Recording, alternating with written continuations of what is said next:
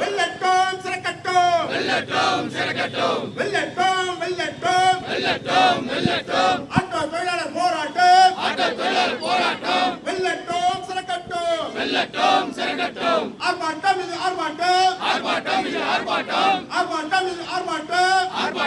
ஆர்ப்பாட்டம் மாநிலம் தழுவிய ஆர்ப்பாட்டம் ஆட்டோ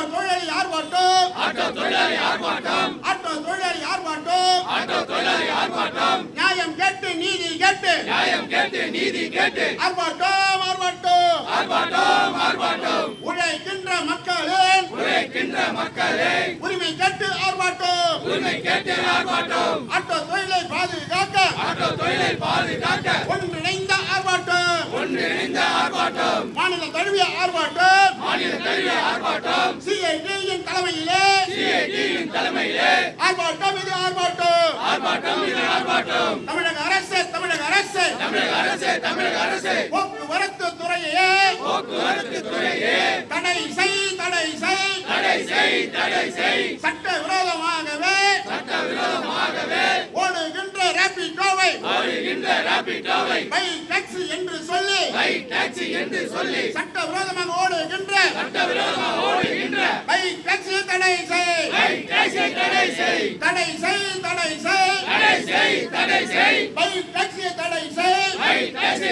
செய் ஆட்டோ தொழிலை பாதிக்கின்ற ஆட்டோ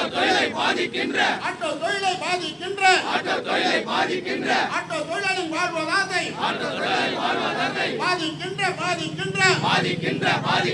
ராபிடோவை தடை செய் சட்டவிரோத சம்மேளனம் ராபிடோவை எதிர்த்து தமிழகம் முழுவதும் ஆர்ப்பாட்டம் நடத்த வேண்டும் என்ற அறிவுறுத்தலுக்காக தென்சென்னை மாவட்டத்தில் 7 மையங்களில் இந்த ஆர்ப்பாட்டம் என்பது நடந்து கொண்டிருக்கிறது.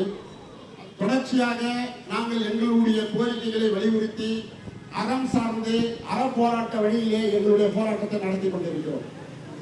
அப்படி நாங்கள் அறவழியில் போராடுவதே ஏமாற்றுத்தனம் என்று அரசு கருதினால் எங்களுடைய வீரம் செறிந்த போராட்டத்தை நடத்துவதற்கும் நாங்கள் தயார்.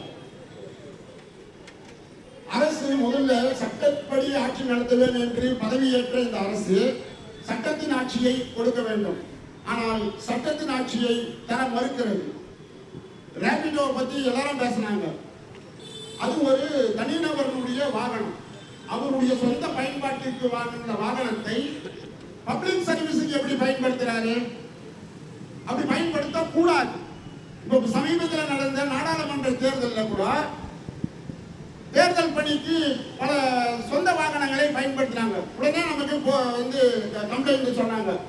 உடனே சாலை போக்குவரத்து சம்மேளனம் செக்ரட்டரியை பார்த்து மந்திரியை பார்த்து எப்படி ஒரு சொந்த வண்டியை தேர்தல் பணிக்கு பயன்படுத்துவீங்க, எல்லோ போர்டு வண்டியை தான் நீங்க பயன்படுத்தணும், இல்லைன்னா நாங்க இது தடை வாங்குவோம்னு சொன்ன பிறகு உடனடியாக 1 மணி நேரத்தில் அந்த சொந்த வண்டி அத்தனையும் ரத்து செய்யப்பட்டு எல்லோ போர்டு வண்டி அமலுக்கு வந்துருச்சு.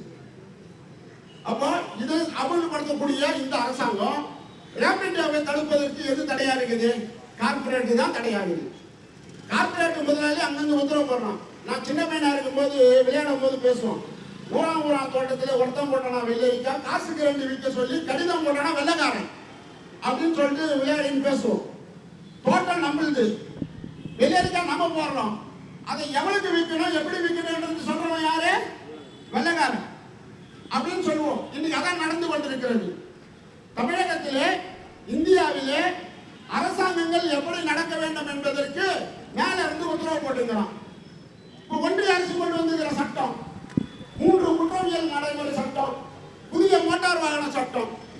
ஏற்கனவே இருந்த மோட்டார் வாகன சட்டத்தில் சாலை விபத்து ஏற்பட்டால் அது சாலை விபத்தாக தான் கருதப்படும். சாலை விபத்துக்கு நோக்கம் கிடையாது, மோட்டிவேஷன் கிடையாது. வண்டி எடுத்துமே ஒருத்தர் மேல ஏற்றி சாவடிக்க போறேன்னு சொல்லிட்டு எவன் வண்டி ஓட்டி சாவடிக்க போறது தற்செயலாக நடக்கக்கூடியது. அந்த விபத்துக்கு பல காரணங்கள் இருக்கலாம். வாகனம் காரணமா இருக்கலாம், இல்ல நடைபாதை வந்த நடைபாதை காரணமா இருக்கலாம், இல்ல சாலை காரணமா இருக்கலாம், இல்ல சிக்னல் மிஸ் ஆகி காரணமா இருக்கலாம். பல காரணங்கள் இருக்குது. ஆனால் இப்ப என்ன நிலைமை? இந்த புதிய மோட்டார் வாகன சட்டத்துல ஒருத்தனை நீ ஏற்றி சாவடிச்சுட்டுன்னு சொன்னா அது கொலை வழக்காக மாற்றப்படுகிறது. கொலை வழக்குனா அது திட்டமிட்டு வெட்டுறது, திட்டமிட்டு பண்றது தான் கொலை வழக்கு. ரோட்ல ஆக்சிடென்ட் ஆகி ஒருத்தர் செத்தனா அது கொலை வழக்கா? இப்போ வந்துக்கிற புது சட்டம் சொல்லுது. அதை விட மோசம் என்ன தெரியுமா சொல்றாரு? ஏற்கனவே நம்ம இருந்த சட்டத்துல நம்ம மீது ஒரு எஃப்ஐஆர் பண்ணாங்கன்னு சொன்னா குற்றம் சாட்டப்பட்ட தொழிலாளி நீங்க நீதிமன்றத்துக்கு போவாங்க, நீங்க பிணை கேட்கலாம், ஜாமீன் கேட்கலாம். ஜாமீன் கொடுத்துட்டா நீதிமன்றம் உங்களுக்கு ஜாமீன் கொடுத்துரும்.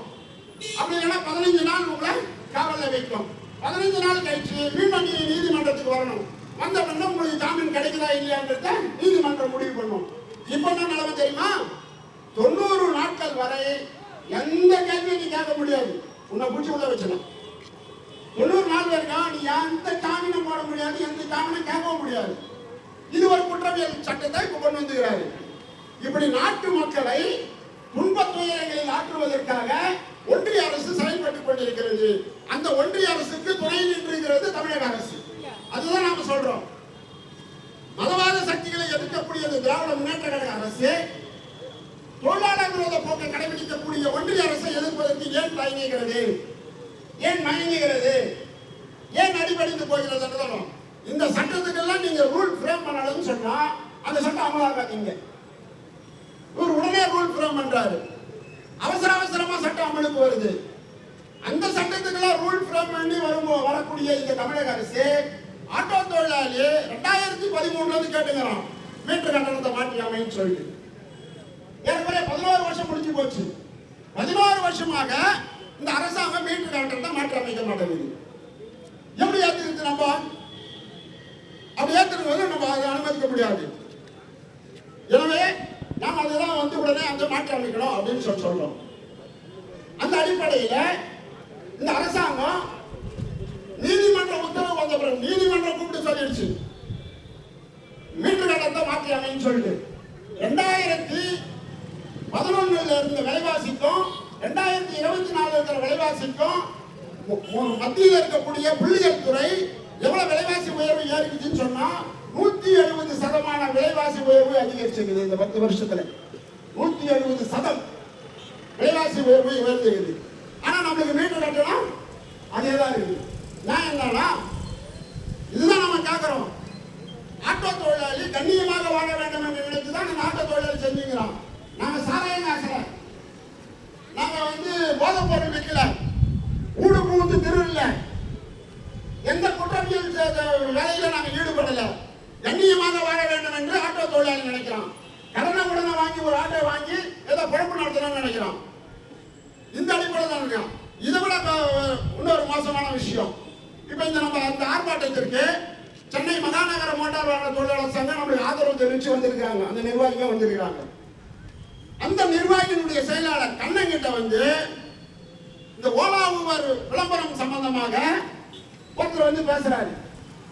ஏன்னா உங்களுக்கு டாடா மேட்சிங்ல நீங்க ஸ்டிக்கர்லாம் ஒட்டிட்டீங்க, நாங்க ஒரு 1500 ரூபாய் உங்களுக்கு மாசம் கொடுத்துடுறோம் அப்படின்னு சொல்லிட்டு. இல்லைங்க அவரு சொல்றாரு, ஏன்னா எங்க வண்டி கலர் மாத்தினா ஆர்டிஓ கேஸ் பிடிச்சிட்டு வருங்க, எஃப்சி போகும்போது சிக்கல் இல்லை, வண்டி கலர் மாற்றக்கூடாது, எனவே நாங்க எங்க வண்டியில கலர் மாத்தினா அதெல்லாம் நீங்க கவலைப்படாதுங்க, இந்த மாதிரி ஆர்டர் அப்படின்னு சொல்லிட்டு கண்ணங்கிட்ட ஆர்டிஓ போட்ட உத்தரவு எடுத்து கையில் கொடுக்குறாரு. நீங்க டாடா மேட்சில் ஒட்டிக்கிறதுக்கு உங்களுக்கு அனுமதி உண்டு அப்படின்ட்டு. அப்ப அவர் தான் சொல்லிக்கிறாரு, என் தொழிலாளி என் சங்கத்தை ஏன் ஆளு என் கண்ணை கையை கொண்டு ஏன் ஆள் கண்ணை குத்த சொல்றியா நீ, இந்த வேலை தான் இங்க வச்சுக்கிற முதல்ல எடுத்து கிளம்பியான்னு சொல்லிக்கிறாரு. எப்படி ஏமா பண்ற மாதிரிங்க டாடா மேஜிக் ஓட்டுறவங்க 1500 ரூபாய் கொடுத்து ராபிட் ஆட்டோ விளம்பரப்படுத்தணும். யாரை எதிர்த்து? ஆட்டோக்காரனை எதிர்த்து. நியாயமா இல்லை? அவங்க மறைச்சிட்டாங்க. எனவேதான் சொல்றேன், நம்ம ஒற்றுமையாக இல்லை என்று சொன்னால் இதெல்லாம் நடக்கும். இந்த அரசாங்கம் இதெல்லாம் செய்யும். அதெல்லாம் நலவாரிய பலன்கள் பெறுவது எவ்வளவு சிரமங்க. இப்போ ஒரு 3 நாளைக்கு முன்னாடி அன்னை சஞ்சா நகர்ல ஒரு கட்டுமான தொழிலாளி இறந்துட்டவருக்கு 5 லட்சம் ரூபாய் வாங்கி கொடுத்தோம். நேற்று ஒரு ஏசி மெக்கானிக் இறந்தவருக்கு ஒரு 5 லட்சம் ரூபாய் வாங்கி கொடுத்தோம். அந்த கட்டுமான தொழிலாளி தேவைப்பட்டியில் 5 வருஷத்துக்கு முன்னாடி இறந்தார். 5 வருஷம் ஆச்சுங்க அந்த 5 லட்சம் ரூபாய் வாங்கறதுக்கு. 5 வருஷமா தொடர்ச்சியான போராட்டம் பண்ணி அந்த தொழிலாளிக்கு 5 லட்சம் ரூபாய் வாங்கி கொடுத்தோம். அது மாதிரி ஏசி மெக்கானிக் தொழிலாளி கீழே செலுத்தான், அந்த தொழிலாளிக்கு 5 லட்சம் ரூபாய் வாங்கி கொடுத்தது. அப்ப நலவாரிய பலன்களை முறையாக பெறுவதற்கு நடக்கணும். ஒரு 5 செருப்பு மாத்தணும், நம்ம வருஷத்துக்கு ஒரு செருப்பு. இவ்வளவு வாங்கணும்னு சொன்னா அரசாங்கம் என்ன பண்ணி கொண்டிருக்கிறது? அது எங்களுடைய காசு. நலவாரியத்தில் இருப்பது தொழிலாளிகளுடைய காசு. அந்த காசை அவனுக்கு தருவதில் இந்த சிக்கல். அனிவா பேசும்போது கூட சொன்னாரு, ஆட்டோ ஒரு தனி ஆப்போ வேணுங்க. எவனோ ஆப்போ வச்சு நம்மளுக்கு ஆப்ப வச்சுக்கிறோம். நம்ம என்ன கேட்கிறோம் அரசாங்கத்துக்கிட்ட? ஆட்டோவுக்கு என்று ஒரு செயலியை உருவாக்கி அரசாங்கம் காசு போட வேண்டாம். அமைப்பு சாரா ஓட்டுநர் நலவாரியத்தில் நிதி இருக்குது, 400 கோடிக்கு மேல பணம் இருக்குது. அதுல ஒரு 20 கோடி எடுத்து அந்த ஆப்பை உருவாக்கு, அரசாங்கம் எங்களுக்கு உதவி செய்யு அப்படின்னு சொல்லிட்டு சொன்னோம். அந்த அடிப்படையில இவன் வந்து உருவாக்கணுமா வேணாமா? இவர் உருவாக்க மாட்டாராம்.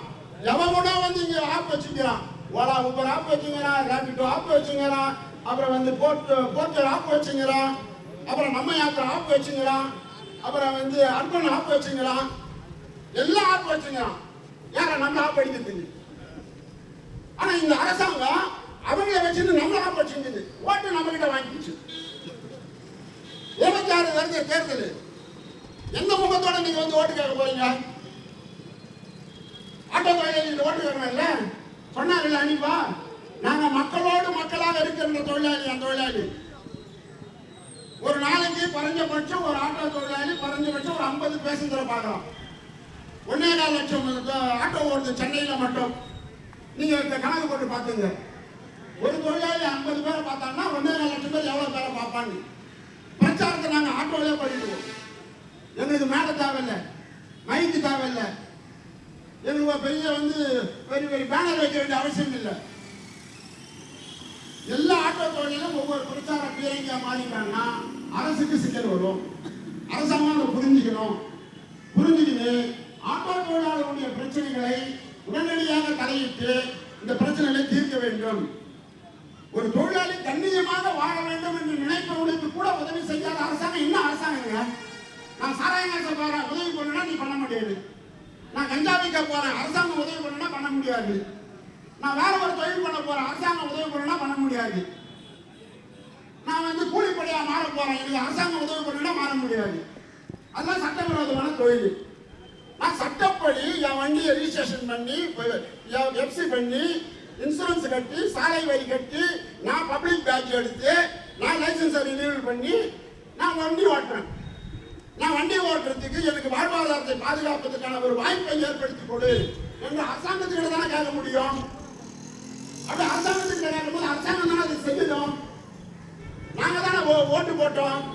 எனக்கு வாக்களித்த மக்களுக்கு நான் செய்ய வேண்டிய கடமை என் அரசாங்கத்துக்கு இருக்கா இல்லையா? அப்படி செய்ய வேண்டிய அரசாங்கம் இதெல்லாம் செய்யாதவருடைய விளைவுதான் இன்னைக்கு போராட்ட காலத்துல உதவிக்கிறோம். இன்னைக்கு போராடுவதே பெரும் பாடலா இருக்குது. இப்ப எங்க போனாலும் போலீஸ் போராட வாழ நடந்தது. சாம்சங் போராட்டத்துக்கு போனா வர பிக்கப். நீ நான் ஸ்கூட்டரை விட்டு இறங்கினேன், கட்சிக்குலாம் கட்டி போவேன். பொதுவா மூஞ்சில கட்சி பண்ணி ஹெல்மெட்லாம் போட்டு ஸ்கூட்டரை விட்டு இறங்கி தலையில இருக்கிற கப்பை காட்டிட்டு மூஞ்சில இருக்கிற கப்பை கட்சிக்கு கைட்டோம்னா வளைச்சு மூஞ்சி தள்ளினா வந்து ஒரு ஏசி கை எடுத்துக்கிட்டாரு. என்ன சாப்பிடுங்க பிக்கப் பண்ணுங்க, ஏங்க இப்பதான் வண்டி விட்டு பிக்கப் பண்றீங்க? இல்ல இல்ல உங்களதான் பிக்கப் பண்ண சொல்லிட்டாங்க. என்ன சார் பண்ண? இல்ல நீங்க ஆர்வாடமான போறீங்க. பண்ணவே இல்லை சார். இல்ல நீங்க பண்ணுவீங்க பிக்கப். இப்படிதான் நடக்குது. அப்போ ஒரு ஜனநாயக பூர்வமான போராட்டத்தை கூட நாங்கள் எங்களுடைய அமைப்பின் சார்பாக நியாயமாக போராடினால் அதற்கு கூட அனுமதி வழங்குவதற்கு இந்த அரசாங்கம் பிரச்சனை செய்து கொண்டிருக்கிறது. அந்த காவல்துறை அதிகாரிகளை சொல்லி நம்ம தப்பு கிடையாது. அவர்கள் என்ன பண்ணுவாங்க? பாவம் மேலே இருக்கிற உத்தரவை அமலாக்கத்தான் காவல்துறையோட வேலை.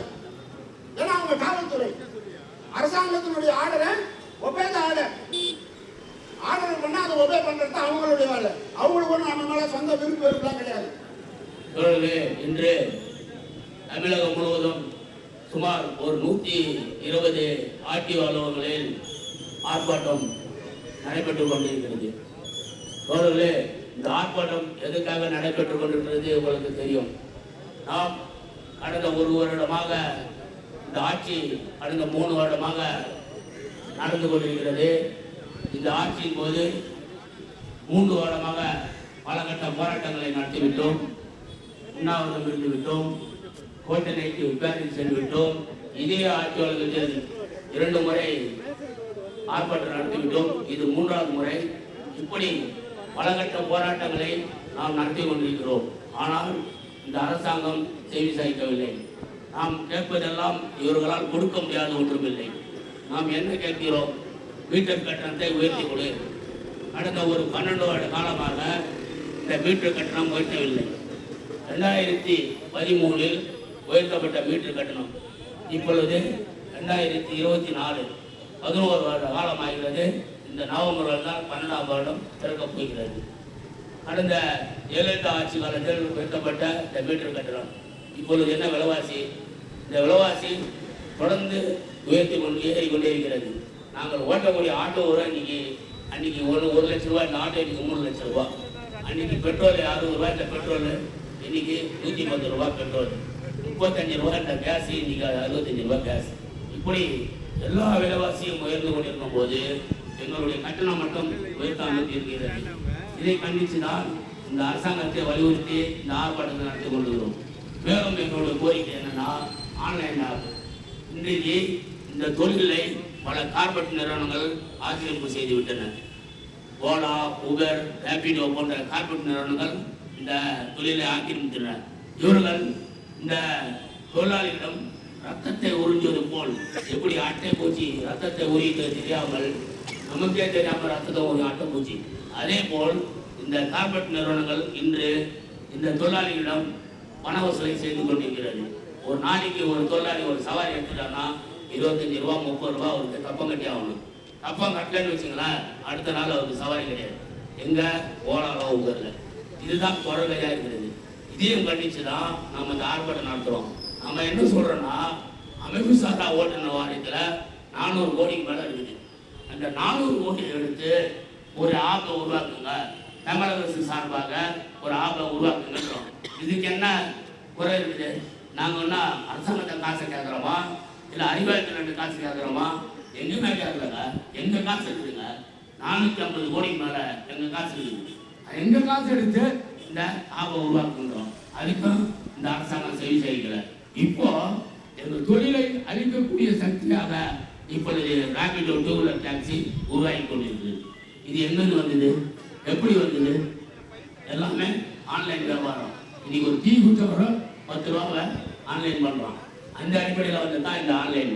இப்போ இந்த 2 வீலர் டாக்ஸியை பல மாநிலங்கள், மகாராஷ்டிரா, டெல்லி போன்ற மாநிலங்கள் தடை செய்யுது. அங்கே தடை செய்யும் போது இங்கே மட்டும் ஏன் தடை செய்ய மாட்டேது? ஏன் தடை செய்ய முடியல? இந்த அரசாங்கத்தால் ஏன் தடை செய்ய முடியல? நாங்கள் கேட்குற கேள்வி அதே கேள்வி தான். ஏன்னா நாங்கள் ஆட்டோவுக்கு பர்மிட் எடுக்கிறோம், இன்சூரன்ஸ் கட்டுறோம், டாக்ஸி கட்டுறோம், எஃப்சி எடுக்கிறோம், எல்லாமே செய்கிறோம். எல்லாமே செஞ்சு குறைஞ்சபட்சம் ஒரு 40,000 50,000 செலவு பண்ணி வண்டி எஃப்சி பண்ணி கொண்டாந்து ரோட்டில் நிறுத்துறோம். ரோட்டில் நிறுத்தா சவாரி. ஆனால் ஒன்றுமே இல்லாத 5,000 பெருமான் உள்ள வண்டி, அதில் வந்து 2 வீலர் தவிர வேறு எதுவும் இருக்காது. எந்த பாதுகாப்பும் கிடையாது, எஃப்சி கிடையாது, பர்மிட் கிடையாது, இன்சூரன்ஸ் கிடையாது, பயணிக்கு பாதுகாப்பு கிடையாது, ஹெல்மெட்டை தவிர ஒன்றும் கிடையாது. இதுக்கு யார் அனுமதி கொடுக்குது? கோர்ட்டு சொல்லுது பொது போக்குவரத்துக்கு 2 சக்கர வாகனத்தை பயன்படுத்தக்கூடாதுன்னு கோர்ட்டு சொல்லுது. கோர்ட்டு தடை வச்சுக்குது. ஆனா இந்த அரசாங்கம் என்ன பண்ணுது? இதுவே ஒரு ஆட்டோவில் எஃப்சி இல்லை, பர்மிட் இல்லைன்னா சும்மா விட்டுருக்குங்களா? ஒரு வாரம் ஒரு வண்டியை பிடிச்சி 5,000 ரூபாய் அபராதம். ஆட்டோ ஓட்டுநர் அப்படின்ற இந்த அடிப்படை உரிமம் என்பது அரசால் அங்கீகரிக்கப்பட்டது. ஒரு அரசு ஊழியர் எப்படியோ அது போலதான் ஆட்டோ ஓட்டுநரும். முறைசாரா தொழிலாளியாக இருந்தாலும் கூட நம்மை கண்காணிப்பதற்கு அரசு இயந்திரங்கள் உள்ளது. ஆட்டோ பர்மிட்டால் இயங்குகிறது. நாமும் அதற்கான வழிவகைகளை செலுத்துகிறோம். அப்படி இருக்க 13 ஆண்டுகளுக்கு ஒரு முறையும் 15 ஆண்டுகளுக்கு ஒரு முறையும் மீட்டர் கட்டணத்தை திருத்தி அமைப்பது அரசினுடைய மெத்தன போக்கும், அதே சமயம் ஆட்டோ டிரைவர் என்றால் ஒரு அலட்சிய போக்குமாக கையாளுகிறார்கள் கடந்த காலங்களில். அது எந்த கட்சி ஆட்சிக்கு வந்தாலும் முறைசாரா தொழிலாளியினுடைய நிலைமை என்பது முற்றிலும் புறக்கணிக்கப்படுகின்ற ஒரு அணுகுமுறையாகவே நாம் பார்க்கிறோம். அரசு இயந்திரத்தை நாம் நம்முடைய கோரிக்கைகளை விரும்பி பார்க்க வைக்க வேண்டும் என்றால் ஆட்டோ தொழிலாளியினுடைய போராட்ட வடிவங்கள் என்பது மாற்றி அமைக்கப்பட வேண்டும். இங்கே வழி ஏற்படுத்தவிட்டால் நாம் யார் என்றே அவர்களுக்கு தெரியாது. அனுமதி வழங்கிவிட்டோம், சாலை ஓரத்தில் நின்று ஆர்ப்பாட்டம் நடத்துகிறார்கள், இன்னும் சற்று நேரத்தில் கலைந்து போய் விடுவார்கள், ஆர்டிஓவை சந்திச்சு மனு கொடுப்பாங்க. இவ்வளவுதான் இவங்களுடைய பார்வை. இந்த அரசு இயந்திரத்தை முடக்கினால் தான் நம் கோரிக்கைகள் வெல்லும். அடுத்தடுத்து வரக்கூடிய காலங்களில் நம் போராட்ட வடிவங்களை மாற்றி குறிப்பாக முற்றுகை போராட்டங்களை நாம் கையில் எடுக்க வேண்டும், காத்திருப்பு போராட்டங்களை கையில் எடுக்க வேண்டும் என்று இந்த போராட்டத்தின் வாயிலாக கேட்டுக்கொள்கிறேன். 1,20,000 குடும்பங்கள் ஆட்டோ டிரைவர் குடும்பம். அந்த ஆட்டோ டிரைவர் குடும்பங்கள் அன்று அதை ஒட்டிய சிறு தொழில்கள், டிங்கர், பெயிண்டர் அப்படின்ற தொழில்கள் பார்த்தீங்கன்னா அது சில லட்சங்கள் வரும். இது போல எண்ணற்ற தொழிலாளிகளை வஞ்சிக்கின்ற அரசாங்கத்தை நேர்மையான அரசாங்கம், திராவிட மாடல் அரசாங்கம் என்று போற்றி போவிட முடியாது. ஆட்டோ தொழிலாளிக்கு எதிரான நிலைப்பாடை கொண்டால் அது திராவிட மாடல்ல வராது. அது கிட்டத்தட்ட ஒரு வஞ்சனையான அரசு என்றே சொல்ல வேண்டும். இந்த அரசாங்கத்தினுடைய அணுகுமுறையில் நாம் மட்டுமே பாதிக்கப்பட்டோம் என்றால் இல்லை. கிட்டத்தட்ட ஒரு 80 லட்சத்துக்கும் மேற்பட்ட தொழிலாளர்களுடைய தரவுகள் அழிக்கப்பட்டுள்ளது, காணாமல் போய்விட்டது என்று அவர்கள் நமக்கு தகவல் கொடுக்கிறாங்க. நம்முடைய தரவுகள் என்றால் என்ன? நம் ஆட்டோ டிரைவர், நமக்கான நலவாரிய பணப்பயன்கள், நமக்கு ஏதேனும் நடந்தால் நாம் தொழிலாளி தான் என்று அங்கீகரிக்கப்பட்ட அந்த விஷயத்தை இவர்கள் ஒரு அஜாக்கிரதையின் மூலமாக இல்ல மறைக்கின்ற மூலமாக அந்த வாரியத்தை முடக்குகின்ற ஏற்பாடுக்கு இவர்கள் இந்த அரசாங்கம் சொல்கிறது. அரசு எந்திரமும் செயல்படுது. இந்த அரசு எந்திரத்தினுடைய செயல்பாடுகள் இப்படியே செல்லுமானால் அந்த தொழிலாளர்களுடைய கோபத்துக்கு ஆளாக நேரிடும். தொழிலாளர் வர்க்கத்தை புறந்தள்ளிவிட்டு எந்த அரசாங்கமும் ஆட்சி செஞ்சதாக வரலாறு இல்லை. கடந்த காலங்களில் நாம் எதசதிகார ஆட்சியாளர்களுடைய நிலை என்று என்னை ஆளர் என்பதை நாம் பார்த்தோம். அருகில் உள்ள இலங்கையில் இன்று என்ன நிலைமை?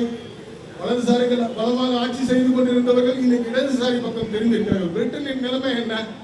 அப்படி உலகம் முழுக்க ஒரு மாற்றங்கள் இடதுசாரிகளால் நிகழ்த்தப்படுகிறது என்றால் இடதுசாரிகள் தலைமையேற்று நடத்தக்கூடிய நமது தொழிற்சங்கம் கோரிக்கைகளை வலுவாக சேர்க்குமானால் இந்திய நாட்டிலும் ஒரு மாற்றத்தை ஏற்படுத்த முடியும். தொழிலாளர் வர்க்கம் தனக்கான கோரிக்கையை வெல்ல வேண்டும் என்றால் வீரியத்துடன் பங்கேற்க வேண்டும் என்று கீழர் பகுதியில் மேற்கு பகுதியில் கேட்டுக்கொண்டு வாய்ப்புக்கு நன்றி கூறி முடிக்கிறேன். வணக்கம். தோழர்களே, இந்த ரைட் டாக்ஸியை கண்டித்து இந்த ஆட்சி அலுவலகம் முன்பு கண்டன ஆர்ப்பாட்டம் நடைபெற்று இருக்கு. தோழர்கள்லாம் தலைவர்கள்லாம் நிறைய பேசிட்டாங்க. ஒரு 2 விஷயம் மட்டும் சொல்லிடுறேன். இந்த பைக் டாக்ஸியாலே வாழ்வாதாரம் ரொம்ப பாதிக்கப்பட்டு போச்சு. ரொம்ப கஷ்டம். ஒரு ஸ்டாண்ட்ல ஒரு 5 வண்டி உக்காந்தா அந்த பைக் டாக்ஸிலாம் வரதுக்கு குறைஞ்சது ஒரு 500 ரூபா ஓட்டிக்கலாம். இன்னைக்கு 100 ரூபா கூட ஓட்டுறதுக்கு ஒரு கஷ்டப்பட்டு இருக்காங்க. அவ்வளோ கஷ்டம். இன்னைக்கு ஸ்கூல் சாவடி கூட ரொம்ப கஷ்டப்பட்டு தான் போயிட்டு இருக்கிறாங்க. எல்லா ஸ்கூல் சாவடி கூட பைக் டாக்ஸில தான் போட்டு அனுப்புறாங்க. காலேஜுக்கும் இப்போ பைக் டாக்ஸில தான் போறாங்க. இந்த பைக் டாக்ஸி தடை செய்யறதுல உங்களுக்கு இன்னும் அவ்வளோ கஷ்டம் தெரியல. நான் கூட பார்த்துருக்கிறேன். பைக் டாக்ஸில காவல்துறை கூட போயிருக்கிறாங்க. காவல்துறை கூட ஓட்டுறான்னு கேள்விப்பட்டிருக்கிறேன். வக்கீல் கூட ஓட்டுறான்னு கேள்விப்பட்டிருக்கிறேன். இதெல்லாம் எவ்வளோ கஷ்டமான விஷயம் தெரியுமா எங்களுக்கு? ஏன் எங்கள் வயிற்றுல வந்து அடிக்கிறீங்க? இன்னொரு விஷயம் என்னன்னா, காவல்துறை இது செக் பண்ணுறது கிடையாது. ஹெல்மெட் போட்டால் ஓகே, ஃப்ரெண்ட்டை முதல்ல மறைச்சி வச்சுருந்தோம் செல்ஃபோனு. இப்போ இங்கே நேரடியாகவே வச்சுட்டு போகிறான். ஆனால் அவங்கள கண்டுறது கிடையாது. முதல்ல வந்த மீட்டர் கட்டணம் வரும்போது தந்துள்ளலாம் வரும்போது மடிக்கு பிடிச்சி மீட்டர் போட்டிங்களா கேட்டாங்க. ஆனால் காவல்துறை இந்த பைக் டாக்ஸில ஏற்கனவே தடை செய்யப்பட்ட கவர்மெண்ட் இருக்கிற கோர்ட்டே சொல்லியிருக்கிறாங்க. அதை அமல்படுத்த மாட்டேன்றாங்க. இதே கோர்ட்டு சொல்றேன், ஒரு வீடு இடிக்கிறாங்கன்னு சொன்னா நேரம் உடனே ராத்திரில போய் நின்றுறாங்க பில்டோஸ் எடுத்துன்னு. ஆனால் ஆட்டோ தொழிலாளி பாதுகாக்கணும்னா கஷ்டப்படுறாங்க. ஒரு மீட்டர் கட்டணம் கொடுக்கறதுக்கு என்னங்க கஷ்டம்? அதிகாரிகள் எல்லாம் போய் மீட்டிங்கில் போய் பேசுனா அமைச்சர் சொல்றாரு, அதிகாரிகளும் சொல்றாங்க டேபிள் மேலேயே இருக்காங்க. எத்தனை வருஷமா டேபிள் மேலே இருக்குன்னு தெரியல. ஒரு மீட்டர் கட்டணம் கொடுக்கறதுக்கு கஷ்டப்படுறாங்க. ஏற்கனவே மானியம் 10,000 ரூபா தேர்தல் வாக்குறுதியில் கொடுத்தாங்க. அதுவும் கொடுக்கறது கிடையாது. 10,000 முடிஞ்சு போச்சு. 4 வருஷம் முடிஞ்சு போச்சு. இந்த மீட்டர் கட்டணம் 4 வருஷமா முடிஞ்சு போச்சு அவர் ஆட்சியில். இன்னும் வந்து ஒரு வருஷம் இருக்குது. அதுக்குள்ள அமல்படுத்தாரா கூட தெரியல. நாங்கள் வந்து அதாவது போராட்டம் தொடர்ந்துட்டே இருக்கோம். போராட்டம் வடிவம் மாறும். நாங்கள் வந்து தோழர்கள்லாம் சொன்ன மாதிரி ஆட்சியாளர்களே நாங்கள் எல்லா வண்டியும் கூட விட்டுருவோம் உள்ள. நீங்கள் தான் வேறு வழி கிடையாது. நீங்கள் மாற்றி தான் அமைச்சு கொடுக்கணும் எங்களுக்கு. தமிழ்நாடு ஆட்டோ தொழிலாளர் சம்மேளனம் அறைகோலுக்கு இணங்க தமிழகம் முழுவதும் இன்று பைக் டாக்ஸி என்று சொல்லக்கூடிய ரேபிட்டோவை தடை செய்ய கோரி ஆர்ப்பாட்டம் நடந்து கொண்டிருக்கிறது. அதனுடைய ஒரு பகுதியாகத்தான் கேகே நகர் சென்னையில் தென் சென்னையில் 7 ஆர்டிஓ அலுவலகம் முன்பு இந்த ஆர்ப்பாட்டம் நடந்து கொண்டிருக்கிறது. பல அந்த மாவட்டத்தில் உள்ள ஆர்டிஓ அலுவலகம் முன்பு நடந்து கொண்டிருக்கிறது. எங்களுடைய பிரதான கோரிக்கை என்னவென்று சொன்னால், சட்டத்துக்கு விரோதமாக இருக்கக்கூடிய 2 வீலர் பைக் டாக்ஸி என்று சொல்லக்கூடிய, அதுவே தப்பு, பைக் டாக்ஸின்னு சொல்கிறதே தப்பு, ஆனால் சொல்கிறாங்க. அப்படி சொல்லக்கூடிய ரேபிட்டோ அந்த சவாரியை தடை செய்ய வேண்டும். எந்த பாதுகாப்பற்ற சூழலில் ஜனங்க அதில் பயணிக்கிறாங்க. ஏற்கனவே பைக் டாக்ஸியில் சென்று 2 பேர் இருந்தாங்க. அதில் ஒரு பெண் ஒன்று. அந்த பெண் இழந்த பெண்களுக்கும் அந்த ஆணுக்கும் இதுவரைக்கும் எந்த இன்சூரன்ஸும் கிளைம் ஆகாது. இப்படி ஒரு சூழல் இருக்கிறது. பைக் டாக்ஸி என்பது சட்டவிரோதமானது. அது வந்து பப்ளிக் யூஸி கிடையாது. பப்ளிக் யூஸி என்று சொன்னால் மஞ்சள் போர்டு இருக்கணும். அது ஒயிட் போர்டில் வச்சு தன்னுடைய சொந்த வாகனத்தை பப்ளிக் சர்வீஸுக்கு பயன்படுத்துவது ஏற்க முடியாது. தமிழக அரசுக்கு பல முறை இது மனு கொடுத்துட்டோம். ஆர்டிஓ ஆஃபீஸில் மனு கொடுத்துட்டோம். டிரான்ஸ்போர்ட் செக்ரட்டரி கிட்ட பேசிட்டோம். டிரான்ஸ்போர்ட் கமிஷனர்கிட்ட பேசிட்டோம். ஆனால் இது பன்னாட்டு நிறுவனம் என்று சொல்லி அவர்கள் இதை தட்டி கழிக்கிறார்கள்.